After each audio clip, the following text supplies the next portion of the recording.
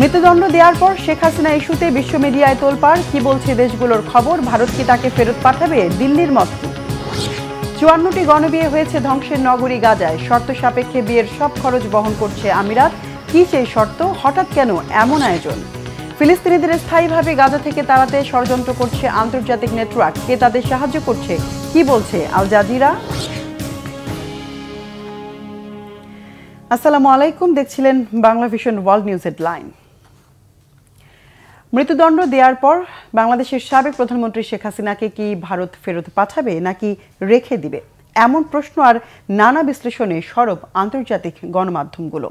BBC, CNN, Al Jazeera, Reuters, the Guardian, Deutsche Welle, Times of ইন্ডিয়ার মতো আন্তর্জাতিক সংবাদ মাধ্যমগুলোতে শেখ হাসিনার মৃত্যুদণ্ডের রায়ের সংবাদ বেশ গুরুত্ব সহকারে এসেছে। রায়ের পর এক প্রতিক্রিয়ায় ঘনিষ্ঠ প্রতিবেশী হিসেবে বাংলাদেশের মানুষের সর্বোত্তম স্বার্থে নয়াদিল্লি প্রতিশ্রুতিবদ্ধ বলে এক বিবৃতিতে বলেছে ভারত। প্রশ্ন উঠেছে, ভারতের আশ্রয়ে থাকা মৃত্যুদণ্ডের আসামি হাসিনাকে কি ফেরত দেবে দিল্লি? কি বলছে বিশ্ব মিডিয়া? হাফিজুল ইসলামের ডেস্ক রিপোর্টে বিস্তারিত। ক্ষমতাচ্যুত আওয়ামী লীগ সরকারের সময় গঠন করা হয় আন্তর্জাতিক অপরাধ ট্রাইব্যুনাল। মানবতা বিরোধী অপরাধের মামলায় সেই আদালতই বাংলাদেশের দেশ পালানো সাবেক প্রধানমন্ত্রী শেখ হাসিনাকে দিয়েছে মৃত্যুদণ্ডের সাজা। গণ অভ্যুত্থানের জেরে ভারতে পালিয়ে যাওয়ার পর স্বৈরাচারী নেত্রীর বিরুদ্ধে এটিই প্রথম মামলার রায়। তবে ট্রাইব্যুনালের রায়কে পক্ষপাত দুষ্ট ও রাজনৈতিক উদ্দেশ্য প্রণোদিত বলে প্রতিক্রিয়া জানিয়েছেন শেখ হাসিনা। এই রায়কে কেন্দ্র করে আন্তর্জাতিক মিডিয়ায় চলছে সরব আলোচনা। যুক্তরাষ্ট্র, যুক্তরাজ্য, জাপান, চীন, মধ্যপ্রাচ্য, ভারতসহ বিভিন্ন দেশের প্রধান গণমাধ্যমগুলো ঘটা করে প্রকাশ করেছে মামলার সংবাদ। BBC, CNN, Al Jazeera, Reuters, the Guardian, Deutsche Welle, Times of ইন্ডিয়ার মতো গণমাধ্যমে পক্ষে বিপক্ষে উঠেছে প্রতিক্রিয়ার ঝড়। প্রশ্ন হলো, ভারতের আশ্রয়ে থাকা মৃত্যুদণ্ডের আসামি হাসিনাকে কি ফেরত দেবে New Delhi? We have decided to inflict her with only one sentence, that is sentence of death. মানবতা বিরোধী অপরাধে দোষী সাব্যস্ত হয়ে মৃত্যুদণ্ডে দণ্ডিত হয়েছেন বাংলাদেশের অপসারিত নেতা শেখ হাসিনা। নিজেদের প্রতিবেদনে বিষয়টিকে এভাবেই তুলে ধরেছে প্রভাবশালী মার্কিন বার্তা সংস্থা CNN। রায় নিয়ে রাজধানী ঢাকায় সহিংসতা ও নিরাপত্তা জোরদারের বিষয়টিকে গুরুত্ব দিয়েছে তারা। যুক্তরাজ্যের দ্য গার্ডিয়ান বলছে, শেখ হাসিনাকে মানবতা বিরোধী অপরাধের দায়ে মৃত্যুদণ্ডে দণ্ডিত করেছে ঢাকার একটি আদালত। রায়ের বরাত দিয়ে সংবাদ মাধ্যমটি জানিয়েছে, সরকার বিরোধী আন্দোলনকারী উপর দমন পীড়ন চালানোর সময় হত্যায় উস্কানি, হত্যার নির্দেশ এবং নির্যাতন ঠেকাতে ব্যর্থতার মতো অপরাধ করেছেন হাসিনা। ভারতের বহুল প্রচারিত মিডিয়া টাইমস অফ ইন্ডিয়া বেশ গুরুত্ব দিয়ে প্রকাশ করেছে হাসিনার রায়ের সংবাদ। প্রকাশিত প্রতিবেদনে তারা জানিয়েছে, সাবেক প্রধানমন্ত্রী শেখ হাসিনাকে মৃত্যুদণ্ডে দণ্ডিত করেছে ঢাকার আন্তর্জাতিক অপরাধ ট্রাইব্যুনাল। ২০২৪ সালের সেই আন্দোলনই শেষ পর্যন্ত দক্ষিণ এশিয়ার দেশটিতে পতন ঘটায় আওয়ামী লীগ সরকারের। নির্বাসনে থাকা হাসিনার বিচার তার অনুপস্থিতিতেই সম্পন্ন হয়েছে, এভাবেই মূল সংবাদে তথ্য দিয়েছে ভারতীয় আরেক গণমাধ্যম NDTV। ক্ষমতাচ্যুত নেত্রী শেখ হাসিনা এই রায়কে অবৈধ দাবি করার বিষয়টিকেও তুলে এনেছে তারা। শেখ হাসিনার মৃত্যুদণ্ডের খবরে রয়টার্স জানিয়েছে, গত এক দশকের মধ্যে এটি কোনো সাবেক বাংলাদেশি নেতার বিরুদ্ধে নেওয়া সবচেয়ে নাটকীয় আইনি পদক্ষেপ। আগামী ফেব্রুয়ারির শুরুর দিকে বাংলাদেশে অনুষ্ঠিত হবে জাতীয় সংসদ নির্বাচন, কিন্তু হাসিনার দল আওয়ামী লীগকে নির্বাচন থেকে ইতিমধ্যেই বাদ দেওয়ার বিষয়টি সামনে এনেছে রয়টার্স। জার্মানির আন্তর্জাতিক সংবাদ মাধ্যম ডয়েচে ভেলে জানিয়েছে, মানবতা বিরোধী অপরাধের অভিযোগে সাবেক প্রধানমন্ত্রী শেখ হাসিনা ও সাবেক সরকারের আরও 2 কর্মকর্তার বিরুদ্ধে রায় ঘোষণার সময় 3 অভিযুক্তের মধ্যে কেবল একজন আদালতে উপস্থিত ছিলেন। ২০২৪ সালের জুলাই ও আগস্টে কয়েক সপ্তাহব্যাপী প্রাণঘাতী আন্দোলনের জেরে ৫ই আগস্ট ক্ষমতা ছেড়ে ভারতে পালিয়ে যান তৎকালীন আওয়ামী লীগ সরকারের প্রধানমন্ত্রী শেখ হাসিনা। ছাত্র জনতার সেই রক্তক্ষয়ী গণ অভ্যুত্থান সমাপ্তি ঘটায় স্বৈরাচারী নেত্রীর ১৫ বছরের ক্ষমতা জীবনের। মামলার শুরু থেকেই হাসিনা তার বিরুদ্ধে আনা সব অভিযোগ অস্বীকার করে আসছিলেন। ভারতে অবস্থানরত ক্ষমতাচ্যুত নেত্রীকে অপরাধী ঘোষণা করা হলেও কিভাবে তাকে দেশে আনা হবে, কিভাবে মুখোমুখি করানো হবে শাস্তির, সেসব কিছু এখনও পরিষ্কার না। হাফিজুল ইসলাম, বাংলা ভিশন। ৫৪টি গণবিয়ে হয়েছে ধ্বংসের নগরী গাজার ধ্বংসস্তূপের মাঝে। যুদ্ধবিধ্বস্ত ভূখণ্ডটির অধিবাসীদের মুখে হাসি ফোটাতেই উদ্যোগ নিয়েছে সংযুক্ত আরব আমিরাত। নবদম্পতিদের বিয়ের পোশাক, সাজসজ্জা, উপহার সবকিছুর খরচ বহন করবে আমিরাত সরকার। তবে এর জন্য মানতে হবে কিছু শর্ত। কি সেই শর্ত? গাজার গণবিয়ে নিয়ে মোর্শেদ আলমের ডেস্ক রিপোর্ট। গোলাগুলি, ধ্বংসস্তূপ আর ক্ষুধা, তার মাঝে গাজার মানুষের মুখে একটু হাসি ফোটাতে উদ্যোগ নিয়েছে সংযুক্ত আরব আমিরাত। জাতীয় দিবসে যুদ্ধবিধ্বস্ত গাজায় আয়োজন হতে যাচ্ছে একসঙ্গে 54টি বিয়ে। 16 নভেম্বর আমিরাতের একটি সরকারি বিবৃতিতে এই তথ্য জানানো হয়েছে। বিবৃতিতে বলা হয়েছে, আগামী 2 ডিসেম্বর আমিরাতের জাতীয় দিবস। সেই দিনই গাজার মাটিতে অনুষ্ঠিত হবে গণবিবাহ। অংশগ্রহণকারী প্রতিটি দম্পতির বিয়ে, সাজসজ্জা, উপহার সবই বহন করবে আমিরাত সরকার। হাজারো পরিবার সর্বশান্ত। অগণিত তরুণ তরুণীদের ভবিষ্যৎ হারিয়েছে যুদ্ধের ভয়াবহতায়। সেই তরুণ প্রজন্মকে সহায়তা করতে গাজায় চালু হয়েছে বিশেষ প্রকল্প দ্য ড্রেস অব জয়। তবে এই বিয়ের জন্য দম্পতিদের কিছু শর্ত মানতে হবে বলে জানিয়েছেন কর্তৃপক্ষ। নারী পুরুষ উভয়ের বয়স কমপক্ষে 27 হতে হবে এবং দুজনেই থাকতে হবে অবিবাহিত।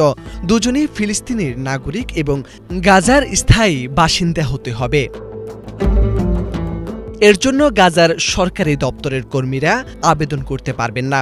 দরিদ্র পরিবার ও যুদ্ধে সর্বশান্তদের অগ্রাধিকার থাকবে। অপারেশন আল ফারিস আল শামসি এর নিয়ম মেনে দাপ্তরিক ও মিডিয়া ডকুমেন্টেশনে অংশ নিতে হবে। নিবন্ধন চলবে 19 নভেম্বর পর্যন্ত। অনলাইনে নির্দিষ্ট ওয়েবসাইটের মাধ্যমে আবেদন করতে হচ্ছে আগ্রহী তরুণ তরুণীদের। এই উদ্যোগ আসে আমিরাতের অপারেশন গ্যালন্ট নাইট 3 প্রকল্পের ধারাবাহিকতায়। যুদ্ধ শুরুর পর থেকে গাজায় খাদ্য, ওষুধ ও চিকিৎসা সহ মানবিক সহায়তা পাঠাচ্ছে এই অপারেশন। মোর্শেদ আলম, বাংলা ভিশন। এদিকে যুদ্ধবিরতির মধ্যেই ফিলিস্তিনের গাজায় হত্যাযজ্ঞ অব্যাহত রেখেছে ইসরায়েলি বাহিনী। নতুন করে আরও 3 ফিলিস্তিনিকে হত্যা করেছে দখলদাররা। রবিবার দক্ষিণ গাজার খান ইউনুস এবং রাফার জেতুন এলাকায় বোমা হামলা চালালে ওই 3 ফিলিস্তিনি নিহত হয়। যুদ্ধবিরতি চুক্তির আওতায় ইসরায়েলের প্রধানমন্ত্রী বেনিয়ামিন নেতানিয়াহু যেসব এলাকা থেকে সেনা প্রত্যাহার করার ঘোষণা দিয়েছেন, সেখানেও নৃশংস হামলার অভিযোগ উঠেছে। গাজার বাসিন্দাদের দাবি, পরিস্থিতি খারাপ থেকে আরও খারাপের দিকে যাচ্ছে। পর্যাপ্ত আশ্রয়কেন্দ্র না থাকায় বেশিরভাগ ফিলিস্তিনি তাঁবুতে আশ্রয় নিয়েছে, কিন্তু বৃষ্টির কারণে সেই তাঁবুর চারপাশে পানি জমে যাওয়ায় নাজুক পরিস্থিতি তৈরি হয়েছে। এরই মধ্যে ইসরায়েলি বাহিনী ভূখণ্ডটিতে কোনো ধরনের ত্রাণ সহায়তা প্রবেশ করতে দিচ্ছে না বলে অভিযোগ রয়েছে। হামলা আর হত্যাযজ্ঞের মাঝে গাজাবাসীদের নিজ ভূখণ্ড থেকে স্থায়ীভাবে সরিয়ে দিতে কাজ করছে একটি আন্তর্জাতিক নেটওয়ার্ক। এক প্রতিবেদনে এমন ভয়ঙ্কর তথ্য জানিয়েছে সংবাদ মাধ্যম আল জাজিরা। গাজার ভেতর অন্তত 3 জন এবং ইসরায়েল ঘনিষ্ঠ ফিলিস্তিনি নাগরিক সহ আরও কয়েকজন বাইরে থেকে পুরো নেটওয়ার্কটি পরিচালনা করছে বলে জানিয়েছে তারা। আর এই নেটওয়ার্ক কাজ করছে ইসরায়েল ও যুক্তরাষ্ট্রের সমর্থনে। বিস্তারিত মীর ফজল রাব্বির ডেস্ক রিপোর্টে। চার্টার্ড বিমানে চড়ে যুদ্ধবিধ্বস্ত গাজা থেকে দক্ষিণ আফ্রিকায় অবতরণ করেছেন 150-রও বেশি ফিলিস্তিনি, যাদের কারো কাছেই নেই বৈধ কোনো ভিসা। সম্প্রতি এমন রহস্যময় ঘটনা নজর কেড়েছে পুরো বিশ্বের। গত 13 নভেম্বর সকালে জোহানেসবার্গের OR টাম্বো আন্তর্জাতিক বিমানবন্দরে বিমানটি পৌঁছায়। পাসপোর্টে ইসরায়েলি বহির্গমন সিল না থাকার কারণে বিমানের ভেতরেই তাদের প্রায় 12 ঘণ্টা আটকে রাখা হয়। মানবাধিকার সংগঠনগুলো অভিযোগ করে 153 জন ফিলিস্তিনির মধ্যে শিশু এবং 9 মাসের এক গর্ভবতী নারীও ছিলেন। অত্যন্ত গরমে খাবার ও পানি ছাড়া শোচনীয় পরিস্থিতিতে আটকে ছিলেন তারা। এরপর স্থানীয় একটি এনজিও তাদের থাকার ব্যবস্থা করে। এ ঘটনায় দক্ষিণ আফ্রিকার সরকার প্রাথমিকভাবে তীব্র সমালোচনার মুখে পড়ে। এক পর্যায়ে দক্ষিণ আফ্রিকার স্বরাষ্ট্র মন্ত্রণালয় তাদের দেশে প্রবেশ করার অনুমতি দেয়। এই ঘটনার পর থেকেই রহস্যের দানা বাঁধতে শুরু করে। যথাযথ ভ্রমণ নথি না থাকার পরও তারা কিভাবে এখানে এসে পৌঁছালেন, সেই প্রশ্নই এখন সবার মনে। সম্প্রতি এ বিষয়ে একটি প্রতিবেদন প্রকাশ করে সংবাদ মাধ্যম আল জাজিরা, যেখানে তুলে ধরা হয় গাজা থেকে সুদূর দক্ষিণ আফ্রিকায় পাড়ি দেওয়ার রহস্যময় প্রক্রিয়া। প্রতিবেদনে বলা হয়, গাজাবাসীদের স্থায়ীভাবে সরিয়ে দিতে কাজ করছে একটি আন্তর্জাতিক নেটওয়ার্ক। গাজার ভেতরে অন্তত ৩ জন এবং ইসরায়েল ঘনিষ্ঠ ফিলিস্তিনি নাগরিক সহ আরও কয়েকজন বাইরে থেকে পুরো নেটওয়ার্কটি পরিচালনা করে। আর এই নেটওয়ার্ক কাজ করছে ইসরায়েল ও যুক্তরাষ্ট্রের সমর্থনে। দক্ষিণ আফ্রিকায় পৌঁছে এক ফিলিস্তিনি নাগরিক জানান, এই অপারেশনটি আল মাজাদ ইউরোপ নামে একটি গোপন সংগঠন পরিচালনা করছে। অনেকের দাবি, ইসরায়েলি সেনাবাহিনীর সঙ্গে এই সংগঠনটির ঘনিষ্ঠ সমন্বয় রয়েছে। গাজা থেকে দক্ষিণ আফ্রিকায় পৌঁছানোর শ্বাসরুদ্ধকর যাত্রার বর্ণনা দেন তারা। শুরুতে সোশ্যাল মিডিয়ায় শেয়ার করা একটি লিঙ্কের মাধ্যমে নিবন্ধন করি। এরপর তারাই আমার সাথে যোগাযোগ করেন। আমি দ্রুত গাজা ত্যাগের প্রস্তুতি নেই। রাফা ক্রসিং বন্ধ থাকায় আমরা কেরেম শালম ক্রসিং দিয়ে রওনা দেই। সেখান থেকে রেমন বিমানবন্দরের মাধ্যমে কেনিয়ায় পৌঁছাই। তারপর কঠিন এক যাত্রা শেষ করে দক্ষিণ আফ্রিকায় নামি। গাজায় আমার যা কিছু ছিল তার সব হারিয়ে এখানে এসেছি। আমি আমার সন্তানদের জন্য শিক্ষা, বাড়ি এবং একটি মর্যাদাপূর্ণ জীবন চাই। দক্ষিণ আফ্রিকায় পৌঁছানো ১৫৩ জন ফিলিস্তিনির মধ্যে প্রত্যেকে ১৫০০ থেকে $৫,০০০ পর্যন্ত পরিশোধ করেছেন। তাদের সঙ্গে কেবল একটি ফোন, কিছু নগদ অর্থ এবং একটি ব্যাকপ্যাক নিতে দেওয়া হয়। এর আগে গত জুন মাসে একটি দলকে গাজা থেকে ইন্দোনেশিয়ায় পাঠানো হয়। আগস্টে আরেক দলকে অজ্ঞাত স্থানে নেওয়ার প্রস্তুতি চললেও পরে তা বিলম্ব হয়। ইসরায়েলি সেনাবাহিনী স্বীকার করেছে তারা গাজার ফিলিস্তিনিদের স্বেচ্ছায় দেশ ছাড়তে সহায়তা করছে এবং আল মাজাদ ইউরোপের মতো অনানুষ্ঠানিক চ্যানেলের মাধ্যমে মানুষ বের হতে পারছে। ইসরায়েল ও যুক্তরাষ্ট্র সমর্থিত এই নীতির উদ্দেশ্য গাজা থেকে মানুষকে স্থায়ীভাবে সরিয়ে দেওয়া। মীর ফজলে রাব্বি, বাংলা ভিশন।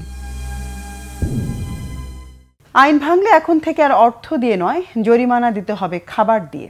যুক্তরাষ্ট্রের ওকলাহোমার চিকাসা শহরে চালু হয়েছে এমন এক মজার শাস্তি। নগর কর্তৃপক্ষ জানিয়েছে, প্রতি আইটেম পচনশীল খাবার জমা দিলে $10 করে কমবে জরিমানা। একজন সর্বোচ্চ $100 পর্যন্ত ছাড় পেতে পারেন। কেন এমন শাস্তি চালু করল ওকলাহোমা কর্তৃপক্ষ? আরেকটি ডেস্ক রিপোর্টে জানাচ্ছেন মোর্শেদ আলম। সড়কে ট্রাফিক আইন ভাঙলে বা জরিমানার টাকা বকেয়া থাকলে টাকা বা শাস্তি নয়, হাতে তুলে দিতে হবে খাবার। জরিমানা আদায়ের এমন অভিনব এক উপায় বের করা হয়েছে। খাবারগুলো তুলে দেওয়া হবে দরিদ্র মানুষের হাতে। শুধু ট্রাফিক আইন লঙ্ঘন নয়, সুনির্দিষ্ট আরও কিছু পৌর জরিমানা আদায় করতেও এমন ব্যবস্থা রাখা হয়েছে। ট্রাফিক বিভাগের জরিমানা আদায়ের এই চমৎকার উপায় দারুণ পছন্দ হয়েছে স্থানীয় লাইব্রেরি কর্তৃপক্ষেরও। তারাও নির্দিষ্ট সময়ের মধ্যে বই জমা দিতে না পারা ব্যক্তিদের জরিমানা এভাবে আদায়ের সিদ্ধান্ত নিয়েছেন। তবে বই নষ্ট করলে বা হারিয়ে ফেললে এই উপায় চলবে না। যুক্তরাষ্ট্রের ওকলাহোমার একটি পৌর আদালত এমন কৌশল অবলম্বন করেছেন। ওকলাহোমার চিকাসা শহরের বাসিন্দারা নভেম্বর মাসের বাকি সময় ট্রাফিক ও অন্যান্য পৌর জরিমানা এভাবে দিতে পারবেন। গ্রন্থাগারের জরিমানা এভাবে ডিসেম্বর জুড়েই দেওয়া যাবে। জরিমানা আদায়ের এই ব্যবস্থার নাম দেওয়া হয়েছে ফুড ফর ফাইন প্রোগ্রাম। চিকাসা পৌর কর্তৃপক্ষ তাদের ওয়েবসাইটে প্রকাশিত এক বিবৃতিতে জানিয়েছেন, খুব দ্রুত নাগরিকরা ট্রাফিক আইন ভঙ্গ ও গ্রন্থাগারের বকেয়া দিতে ফুড ফর ফাইন প্রোগ্রামের সুবিধা নিতে পারবেন। এই প্রকল্পে জরিমানার শিকার ব্যক্তি প্রতিটি আইটেমে অপচনশীল খাদ্যদ্রব্য জমা দিয়ে $10 জরিমানা কমাতে পারবেন। একজন ব্যক্তি সর্বোচ্চ $100 পর্যন্ত জরিমানা কমাতে পারবেন বলেও উল্লেখ করা হয়। যথাসময় জরিমানা পরিশোধ না করায় যাদের বিরুদ্ধে গ্রেপ্তারি পরোয়ানা জারি হয়েছে, তারাও গ্রেপ্তার হওয়ার ভয় ছাড়াই এই প্রকল্পে অংশ নিতে পারবেন। এছাড়া যাদের জরিমানার পরিমাণ $100 বেশি, তারাও বাকি জরিমানা কিভাবে পরিশোধ করবেন সে পরিকল্পনাও করতে পারবেন। আদালত ২৬ নভেম্বর পর্যন্ত এই প্রকল্প চালু রাখার কথা জানালেও চিকাসা গ্রন্থাগার কর্তৃপক্ষ পুরো ডিসেম্বর জুড়েই এই প্রকল্প চালু রাখার কথা জানিয়েছেন। ফুড ফর ফাইন প্রকল্পের আওতায় যেসব খাবার জমা পড়বে সেগুলো চিকাসা ইমার্জেন্সি ফুড প্যান্ট্রিতে দান করা হবে বলে জানিয়েছেন নগর কর্তৃপক্ষ।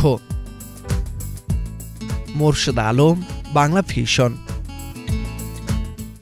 সৌদি আরবে মক্কা থেকে মদিনা যাওয়ার পথে একটি ডিজেল ট্যাঙ্কারের সঙ্গে একটি যাত্রীবাহী বাসের ভয়াবহ সংঘর্ষে নিহত হয়েছেন ৪২ ভারতীয় ওমরা যাত্রী। এই ওমরা যাত্রীদের সবাই ভারতের দক্ষিণাঞ্চলীয় রাজ্য তেলেঙ্গানার বাসিন্দা। মীর ফজলে রাব্বির আরেকটি ডেস্ক রিপোর্ট। সৌদি আরবে পবিত্র ওমরা পালন করতে গিয়ে মৃত্যুবরণ করে নিলেন ৪২ জন যাত্রী। মক্কা থেকে মদিনা যাওয়ার পথে একটি ডিজেল ট্যাঙ্কারের সংঘর্ষে ভয়াবহ দুর্ঘটনার শিকার হয়ে নিহত হন তারা। ১৬ নভেম্বর স্থানীয় সময় রাত ১টা ৩০ দিকে মক্কা মদিনা রুটের মোহরাস এলাকায় ঘটেছে এই দুর্ঘটনা। মোহরাস থেকে মদিনার দূরত্ব ১৬০ কিলোমিটার। এই ওমরা যাত্রীদের সবাই ভারতের দক্ষিণাঞ্চলীয় রাজ্য তেলেঙ্গানার বাসিন্দা ছিলেন। সৌদি সূত্রে জানা গেছে, নিহত ৪২ জনের মধ্যে নারীর সংখ্যা ২০ জন এবং শিশুর সংখ্যা ১১ জন। সংবাদ মাধ্যম এনডিটিভি জানিয়েছে, যাত্রীরা ওমরা পালন শেষে মদিনার দিকে ফিরছিলেন। সংঘর্ষের পর আগুন ছড়িয়ে পড়ায় এবং অধিকাংশ যাত্রী ঘুমিয়ে থাকায় তাদের বেরোনোর সুযোগ হয়নি। উদ্ধারকারীরা বলছেন, বাসটি সম্পূর্ণ পুড়ে যাওয়ায় মরদেহ শনাক্তকরণ কঠিন হয়ে পড়েছে। বর্তমানে জীবিত উদ্ধার হওয়া মোহাম্মদ আব্দুল সোয়াইব হাসপাতালে চিকিৎসাধীন, তবে তার অবস্থা সম্পর্কে বিস্তারিত জানা যায়নি। মর্মান্তিক এই ঘটনায় গভীর শোক প্রকাশ করেছেন তেলেঙ্গানা রাজ্যের মুখ্যমন্ত্রী রেভান্ত রেড্ডি। সোমবার মুখ্যমন্ত্রীর দপ্তর থেকে দেওয়া এক বিবৃতিতে বলা হয়েছে, সৌদি আরবের মক্কা মদিনায় সড়ক দুর্ঘটনার জেরে তেলেঙ্গানার ৪২ জন যাত্রী নিহতের ঘটনায় মুখ্যমন্ত্রী গভীরভাবে শোকাহত। বাসের যাত্রীদের সবার নাম ঠিকানা সংগ্রহ ও খোঁজ খবর নিতে রাজ্য প্রশাসনের কর্মকর্তাদের নির্দেশ দিয়েছেন তিনি। মীর ফজলে রাব্বি, বাংলা ভিশন। সাংবাদিক জামাল খাশোগি হত্যাকাণ্ডের পর সৌদি যুবরাজ মোহাম্মদ বিন সালমানের প্রথম যুক্তরাষ্ট্র সফর নিয়ে ব্যাপক কৌতূহল কাজ করছে আন্তর্জাতিক পরিমণ্ডলে। জ্বালানি, পরমাণু প্রতিরক্ষা, ফিলিস্তিন সহ বিভিন্ন ইস্যুতে সম্ভাব্য আলোচনার জন্য খুবই গুরুত্বপূর্ণ সালমানের এবারের সফর। এই যাত্রায় নানা খাতে অনেক বড় সিদ্ধান্ত আসতে পারে বলেও ধারণা অনেকের। সৌদি যুবরাজের এই সফর ঘিরে বিশাল বিশাল আয়োজন নিয়ে ব্যস্ত সময় পার করছে হোয়াইট হাউস। হিজল জোবায়েরের ডেস্ক রিপোর্ট। ২০১৮ সালে তুরস্কের ইস্তাম্বুলে সৌদি রাজপরিবারের কট্টর সমালোচক যুক্তরাষ্ট্রে আশ্রয় নেয়া সাংবাদিক জামাল খাশোগিকে ভয়াবহভাবে হত্যা করা হয়। গুরুতর অভিযোগ ওঠে, সৌদি যুবরাজ মোহাম্মদ বিন সালমান ওই হত্যার নির্দেশ দেন। পরে যুক্তরাষ্ট্রের গোয়েন্দা সংস্থাগুলো এর সিদ্ধান্তে উপনীত হয় যে সালমানই খাশোগিকে হত্যার অনুমোদন দেন। তারই নির্দেশে সৌদি আরবের গোয়েন্দারা ইস্তাম্বুলে সৌদি দূতাবাসের ভেতর খাশোগিকে হত্যা করে। সে সময় সারা বিশ্বে আলোড়ন তোলে ওই হত্যাকাণ্ড। মিত্র সালমানের ভাবমূর্তি নিয়ে বিপাকে পড়ে মানবাধিকার নিয়ে সরব যুক্তরাষ্ট্র সহ পশ্চিমা দেশগুলো। তবে বরাবরই খাশোগিকে হত্যার নির্দেশ দেওয়ার অভিযোগ অস্বীকার করে আসছেন সালমান। খাশোগি হত্যার পর ৭ বছরের বেশি সময় পেরিয়ে গেছে। ম্লান হয়ে এসেছে সালমানের বিরুদ্ধে তোলা সেই গুরুতর অভিযোগ। সেই সুযোগে নিজেদের মধ্যে নতুন করে সম্পর্ক এগিয়ে নিতে উদ্গ্রীব বিশ্বের সবচেয়ে বড় অর্থনীতির দেশ যুক্তরাষ্ট্র ও সবচেয়ে বেশি তেল উত্তোলনকারী সৌদি আরব। সেই লক্ষ্যেই খাশোগি হত্যাকাণ্ডের পর ১৮ নভেম্বর প্রথমবারের মতো যুক্তরাষ্ট্র সফরে চলেছেন সৌদি যুবরাজ মোহাম্মদ বিন সালমান। সফরকালে হোয়াইট হাউসে মার্কিন প্রেসিডেন্ট ডোনাল্ড ট্রাম্পের সঙ্গে বহুল আলোচিত ও গুরুত্বপূর্ণ এক বৈঠক করবেন তিনি। বৈঠকের অন্যতম লক্ষ্য তেল ও নিরাপত্তা খাতে দুই দেশের মধ্যে বহু দশকের সম্পর্ক আরও গভীর করা। একই সঙ্গে বাণিজ্য, প্রযুক্তি এবং সম্ভাব্য পারমাণবিক জ্বালানি খাতে সম্পর্ক আরও বিস্তৃত করা। এ যাত্রায় F-35 যুদ্ধ বিমান সহ বিপুল অস্ত্র ক্রয়, মার্কিন পারমাণবিক নিরাপত্তা সহ অনেক কিছু চাইতে পারে সৌদি আরব। আঞ্চলিক অস্থিরতার মধ্যে নিজ দেশের নিরাপত্তার নিশ্চয়তা আদায় সালমানের অন্যতম লক্ষ্য। একই সঙ্গে কৃত্রিম বুদ্ধিমত্তা প্রযুক্তি এবং বেসামরিক খাতে একটি পারমাণবিক প্রকল্প চুক্তির পথে অগ্রসর হতে চাইছে রিয়াদ। ফিলিস্তিন ইস্যুতেও আলোচনা হবে বলে ধারণা করা হচ্ছে। অন্যদিকে ট্রাম্প চাইছেন চলতি বছরের মে মাসে তার সৌদি আরব সফরকালে রিয়াদের দেওয়া $৬০,০০০ কোটি বিনিয়োগ প্রতিশ্রুতি কাজে লাগাতে। মে মাসের ওই সফরে ট্রাম্প সৌদি আরবে মানবাধিকার সংক্রান্ত বিষয় নিয়ে উদ্বেগ প্রকাশ করার বিষয়টি সচেতনভাবেই এড়িয়ে গেছেন। সালমানের ক্ষেত্রে এবারও তিনি সেটাই করবেন বলে ধারণা করা হচ্ছে। যুক্তরাষ্ট্র ও সৌদি আরব দীর্ঘদিন ধরেই এমন একটি সম্পর্ক বজায় রেখেছে যেখানে সৌদি আরব যুক্তরাষ্ট্রের কাছে তাদের পছন্দ মতো দামে তেল বিক্রি করবে এবং যুক্তরাষ্ট্র সৌদি আরবকে নিরাপত্তা দেবে। এদিকে এই সফর শুধু আনুষ্ঠানিক বৈঠক নয়, বরং সৌদি আরব ও যুবরাজকে সম্মান জানানোর একটি বিশেষ সুযোগ হিসেবে দেখছে যুক্তরাষ্ট্র। সফরটি আনুষ্ঠানিকভাবে ওয়ার্কিং ভিজিট হলেও হোয়াইট হাউস সালমানকে রাষ্ট্রীয় সফরের মর্যাদায় বরণ করবে বলে প্রস্তুতি নিচ্ছে। হোয়াইট হাউস সূত্র জানিয়েছে, মঙ্গলবার যুবরাজের দিনের শুরু হবে সাউথ লনে তার আগমন অনুষ্ঠানের মধ্য দিয়ে। এরপর সাউথ পোর্টিকোতে আনুষ্ঠানিক অভ্যর্থনা দেওয়া হবে তাকে। পরবর্তী সময়ে ওভাল অফিসে ট্রাম্প ও যুবরাজের মধ্যে অনুষ্ঠিত হবে বহুল আকাঙ্ক্ষিত দ্বিপাক্ষিক বৈঠক। বৈঠকের পর ক্যাবিনেট রুমে এক স্বাক্ষর অনুষ্ঠানে যুক্তরাষ্ট্র ও সৌদি আরবের মধ্যে সম্পাদিত হবে একাধিক অর্থনৈতিক ও প্রতিরক্ষা চুক্তি। হিজল জোবায়ের, বাংলা ভিশন। দর্শক, এ ছিল আজকের মতো, সাথে থাকায় ধন্যবাদ।